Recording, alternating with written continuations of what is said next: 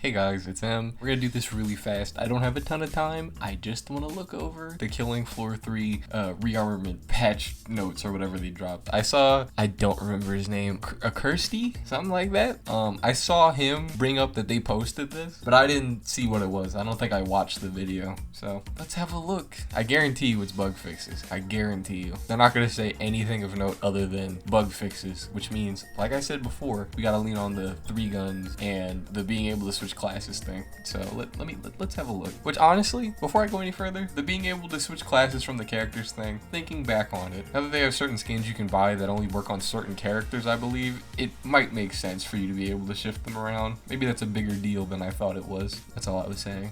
Okay.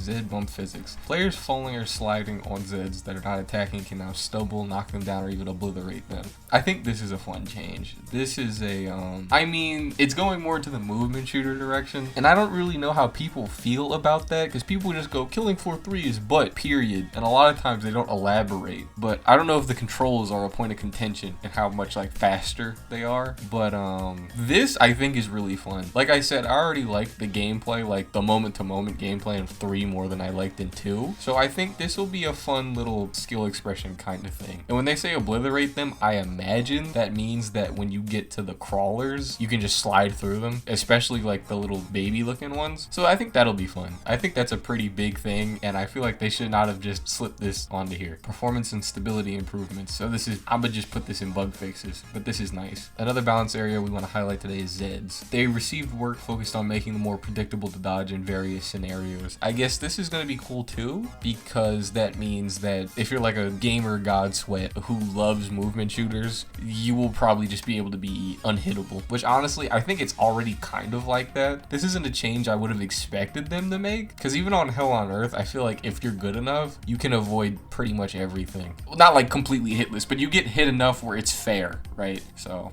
this is an interesting change. Let's look. All non-boss enemies updated to allow afflictions that can interrupt or cancel out executions. This also fixes an issue where destroying a limb during an enemy's execution against the player did not disrupt it. That's fine. Honestly, there were a lot of times where I would see someone get executed and I would try to help them, and then the dude would just randomly feel like he has 2 million health, so that's fine. Bloat. Adjustments to the rotation and distance triggers of multiple abilities to improve gameplay for dodging. I don't know what the bloat was doing that was that hard to dodge, but that's interesting. Chimera. Disabled the use of the longer version of the phase 2 Myra Ball ability for normal difficulty. Normal difficulty tweaks, okay. Adjustment to damage radii and rotations of multiple melee attacks. That's fine for Chimera. I don't know how deep a lot of people played into Killing Floor 3, but the Chimera has a lot of attacks where it's just really awkward to dodge them up close. Like, he has that one charging attack and it feels basically impossible to dodge that one. If he does that and you're close to him, you're just eating the hit. It's mostly second phase stuff though. His first phase, I think it's pretty easy to get away from him most times, but that's a good change for him specifically. I know a lot of people when the game just came out complained about Chimera being hard. Clot and Myra Clot. Adjustments to rotations and damage volumes of abilities to improve gameplay for dodging. I don't know what damage volumes means. Like, they do less damage? That's the only thing I could guess. Again, I never had problems with the Clot or the Myra Clot, so that's fine. It looks like it says that for pretty much all of these guys, which honestly,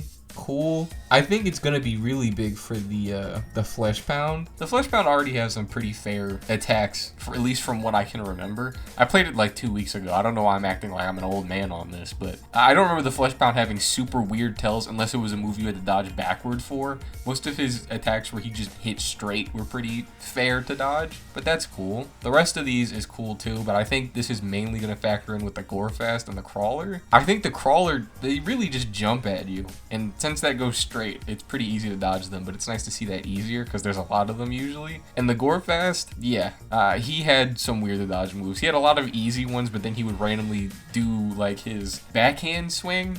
I don't know how else to describe it, and that move was kind of weird to dodge. Husk Fireball. Fireball attack is now 30% slower to give more time to shoot the barrel before it fires. The humming of the projectile has also been reduced by 40%. 40% is a big ass number. I guess they're trying to bring it more in line with the Killing Floor 2 one. Honestly, if you want me to be real, I didn't really have a problem with the Husk the way he was now. I know other people did though, so this is probably going to be nice to them for those people. Added impulse to the flamethrower ability. I don't know what that means. Adjusted rotation animations for melee stuff, yeah. Impaler, reduce damage dealt by the charge and the leap parts of its charge ability by 50%. The slam still does the same amount of damage as before. I remember hearing people complaining about the Impaler. I think he has some of the most fair attacks to dodge, but kind of like Chimera, that charge, it's most likely just going to hit you, so that's fine. Queen Crawler, adjusted damage radii, that's... Her having easier to dodge moves is pretty fine for me personally, because she kind of feels awkward to dodge because she's so big. She takes up a lot of the screen. Adjustments, Scrake. Adjustments to rotations of multiple melee abilities to improve gameplay for dodging. I'm gonna guess they mainly mean that triple swing that they do. I don't know how else you would dodge it other than backwards though. So I don't actually know how you would tweak that animation, but okay. It now takes way more hits before the Zed will attempt to block incoming damage. The Zed will also leave block stance 2 times faster if no incoming damage is happening. That's pretty good. Ooh, another Fleshbound change? Okay. It now takes way more hits than before the Zed will attempt to block incoming damage. The Zed will also leave block stance 2 times faster. Okay, so they just made them block less, which that's fine. Again, not really a complaint I had, but sure.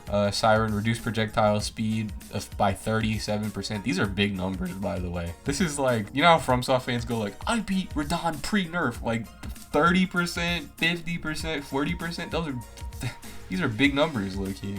Removed homing, there was slight homing on the projectile. That's fine. Sirens would really be bad if they caught you in a weird spot, so I guess they're trying to avoid that. Along with these changes, players will now find it much harder to miss when the large Zeds have arrived, and will enjoy more satisfying audio when they score those headshots. That's actually pretty good. Killing Floor 2 had that, so that's a pretty decent change. Because when a special showed up in Killing Floor 2, it was very loud. It was very hard to miss them.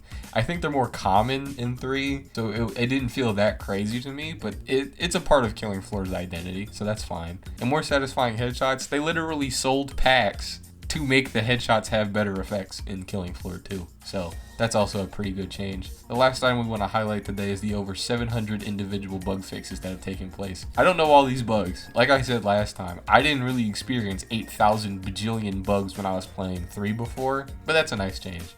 As a reminder, this update includes the perk and specialist decoupling as well as 3 new weapons. I'm happy they didn't lead with this, because that would have made this seem a lot weaker. And we look forward to getting the rearmament update in your hands as soon as possible. Okay, I mean, this isn't bad. It's good for the future, but it's kind of like a foundation change. And honestly, I think it's very interesting they're making all these things easier to dodge. Because, yes, Killing Floor 3 is going in more of a movement shooter direction, which I think is fine, personally.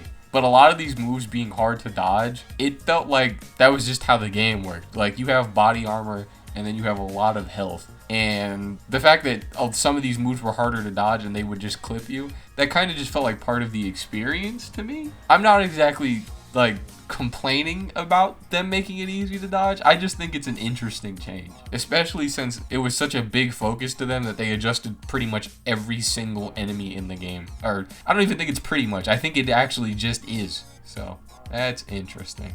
Yeah, I think this is going to be very interesting. I don't see anyone complaining about this. This isn't like a Tekken or like a competitive game patch. I think this is just something that would be good for the game. It's really, I keep saying it, but it's really interesting to see this movement shooter focus, because like I don't know what else that means they could do. But we'll see. Maybe they'll improve the slide, like the distance, like I said in the last video. I think it's going to be interesting. I think the future of this game is going to be interesting, especially based off of these changes. So I'm going to hope after rearmament we get some hefty updates. I can't remember the roadmap off the top of my head, but I feel like with this groundwork stuff done, it gives them the chance to move on to bigger things. And I'm here to see what bigger things are. So with that, as always, as long as you're respectful, I'm always, happy to talk to you guys in the comments. And I've been M, and I am out.